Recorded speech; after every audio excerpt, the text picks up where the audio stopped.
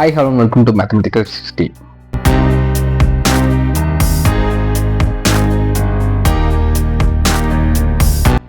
இந்த நான் போகிற சொல்லிட்டு வந்து பார்த்தீங்கன்னா மேல்நிலை 2ஆம் ஆண்டு +2 கணிதவியல் இந்த சப்ஜெக்ட் தான் பார்க்க போகிறோம். இன்னைக்கு நான் போகிற சாப்டர் வந்து பார்த்தீங்கன்னா அத்தியாயம் 5 இருபரிமாண பகுமுடிவு வடிவியல் பார்ட் 2 அந்த சாப்டர் தான் ஆல்ரெடி பார்த்துட்டு இருக்கோம். இன்னைக்கு நான் போகிற டாபிக் வந்து பார்த்தீங்கன்னா கூம்பு வடிவின் துணையளவு வடிவம். கூம்பு வடிவம்னு சொல்லிட்டு நம்ம ஆல்ரெடி பார்த்துருக்கோம், அதை கண்டிங் டிஸ்கிரிப்ஷன் கொடுத்துறேன். அதை பார்த்துட்டு டாபிக் பார்த்தீங்கன்னா இன்னும் உங்களுக்கு பெட்டராக புரியும்.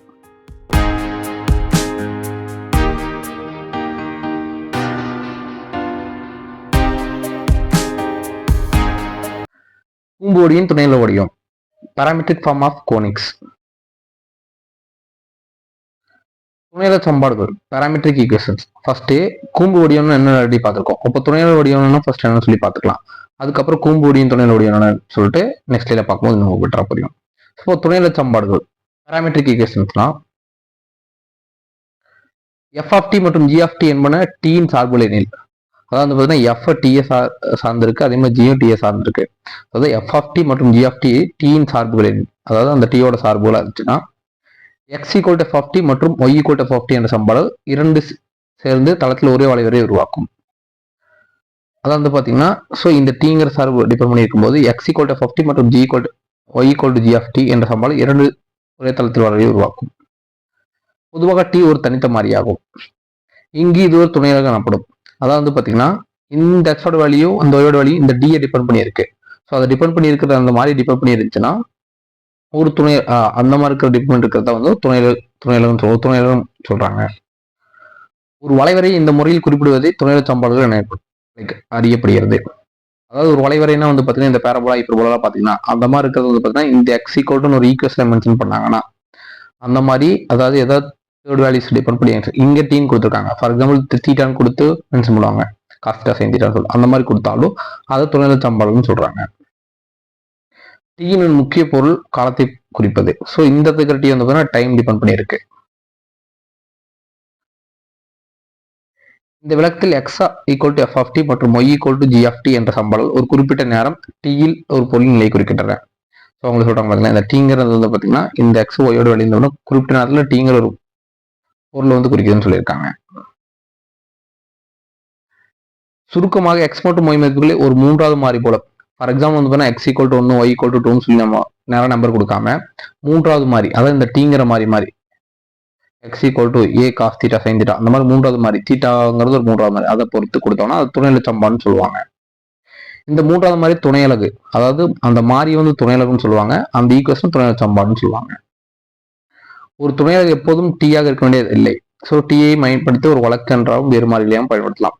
ஸோ அதை வந்து பார்த்தீங்கன்னா அந்த துணையலகு வேல்யூ இருக்கு பார்த்தீங்களா, அதை டீயாகவும் இருக்கலாம், இல்லை தீட்டான்னு சொல்லி மென்ஷன் பண்ணலாம். ஸோ அந்த மாதிரி எக்ஸுக்கு ஈக்குவல் எந்த ஏதாச்சும் ஒரு மாறி மென்ஷன் பண்ணி கொடுத்தாங்கன்னா அந்த ஈக்குவேஷன் வந்து துணையலகு சமன்பாடுன்னு சொல்றாங்க.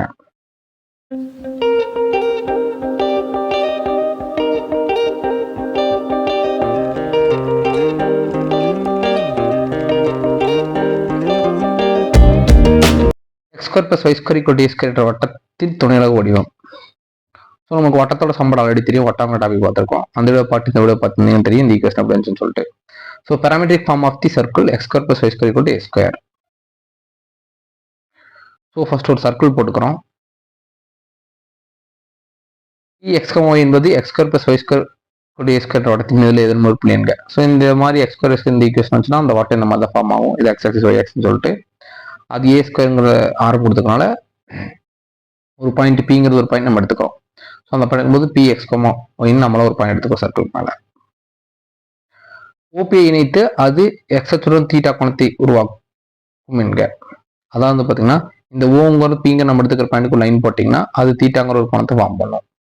ஸோ ஓபிங்க தெரியும், ஆரம் நமக்கு வட்டத்தோட ஆரம் வந்து ஏன் தெரியும். ஸோ அதனால ஏன் எடுத்துக்கிட்டோம். எக்ஸுக்கு செங்குத்தாக பிஎம் வரைக.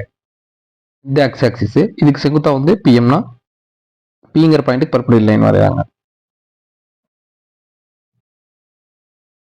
முக்கோணம் ஓபிஎம்ல இருந்து, ஸோ இந்த ஓபிஎம்ங்கிற முக்கோணம் பார்த்தீங்கன்னா ரைட் ஆங்கிள் ட்ரையாங்கிள் ஃபார்ம் பண்ணுது. ஓகேவா? இப்போ வந்து பார்த்தீங்கன்னா இந்த எக்ஸ் ஒயோட வேல்யூ தான் நமக்கு வேணும். ஃபர்ஸ்ட் எக்ஸோட வேல்யூ வேணும். எக்ஸோட வேல்யூ வேணும்னா இங்கேருந்து இந்த டிஸ்டன்ஸ் வேணும். ஸோ அதை நம்ம அன்னோன் நம்பர் 6 எக்ஸ்ன்னு வச்சுக்கலாம். ஸோ இந்த தீட்டாவும் இந்த எக்ஸும் இன்க்ளூட் பண்ணுற மாதிரி என்ன ஃபார்முலா வரும்? ஸோ நம்ம அந்த ரைட் ஆங்கிள் ட்ரையாங்கிள் ட்ரிகோனோமெட்ரி டாபிக் பார்த்துருக்கோம். அந்த வீடியோக்கான லிங்க் டிஸ்கிரிப்ஷன் கொடுத்துருக்கேன். அதை போய் பார்த்தீங்கன்னா தெரியும். அதாவது அதில் என்ன வரும்னா காஸ் தீட்டாக்கு வந்து பார்த்தீங்கன்னா opposite side by adjacent side.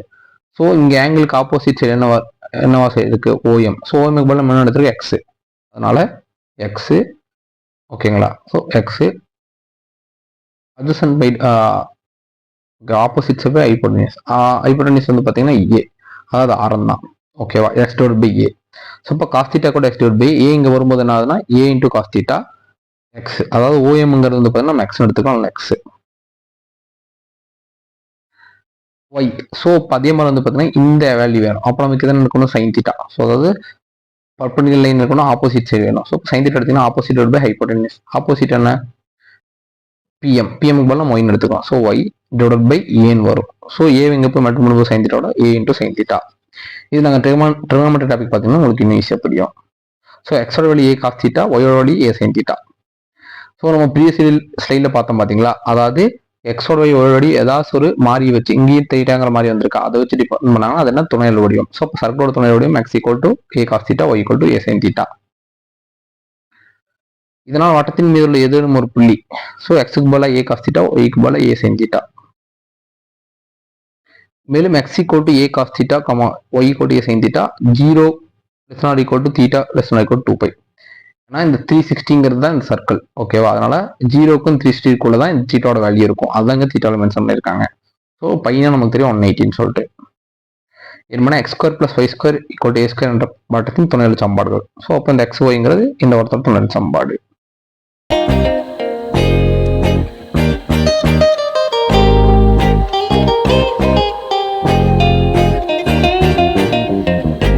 So இப்போ ப்ரீவியஸ் ஸ்லைடில் வந்து பார்த்தீங்கன்னா அந்த வட்டத்தோட துணையல் சமன்பாடு காமிச்சோம். அது கரெக்டுங்கிறது வந்து அப்புறம் மறுதலை வடிவத்தில் போட்டு பார்க்குறோம். ஸோ நம்ம மறுபடியும் போட்டது X equal to A cos theta, previous ஸ்லைடில் கண்டுபிடிச்சது. Y equal to A sine theta. இங்கே வந்து தீட்டாவோட வேல்யூ வந்து பார்த்தீங்கன்னா 0க்கும் 2π கடையில் இருக்கும். நான் சொன்ன மாதிரி 0க்கும் 180 இருக்கு, பிட்வீனில் இருக்கு. ஸோ இங்கே நம்மளுக்கு வந்து காஸ் தீட்டா மட்டும் வேணும்னு வச்சுங்களேன், இந்த எக்ஸ் டிவைட் பை ஏல வருது. சொன்ன மாதிரி cos theta side adjacent side by hypotenuse அந்த மாதிரி.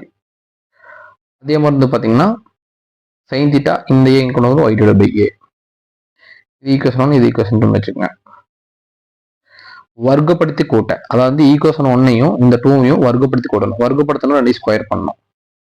அப்போ ஸ்கொயர் பண்ணி நான் x square divide by a square plus கூட்டணும்னு சொல்லியிருக்காங்க. இதை 2 ஸ்கொயர் பண்ணி கூட்டுறோம். Y square plus a square equal இதை ஸ்கொயர் பண்ணால் காஸ் தீட்டா ஸ்கொயர் பிளஸ் இங்கே ஸ்கொயர் பண்ணால் sine theta square equal to 1. ஏன்னா ட்ரிகோனோமெட்ரி நமக்கு தெரியும் sine square theta plus cos square theta equal 1. அதனால தான் வந்து பார்த்தீங்கன்னா இந்த 2 வேல்யூக்கு நம்ம 1 எடுத்தோம்.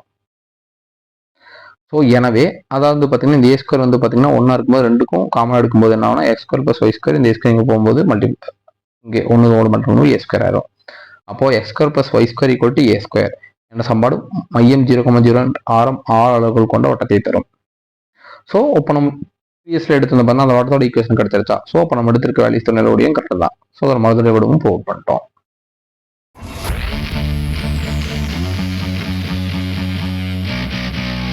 நெக்ஸ்ட் வீடியோவில் வந்து பார்த்தீங்கன்னா பரவளைய சமன்பாட்டின் துணையில் ஓடியுமோ ஸோ நீள்வட்டம் அதிபரவளையம் அதோட துணையில் ஓடியணும்னு சொல்லிட்டு நெக்ஸ்ட் வீடியோ இன் டெப்த்தாக பார்க்கலாம். தேங்க்ஸ் ஃபார் வாட்சிங்.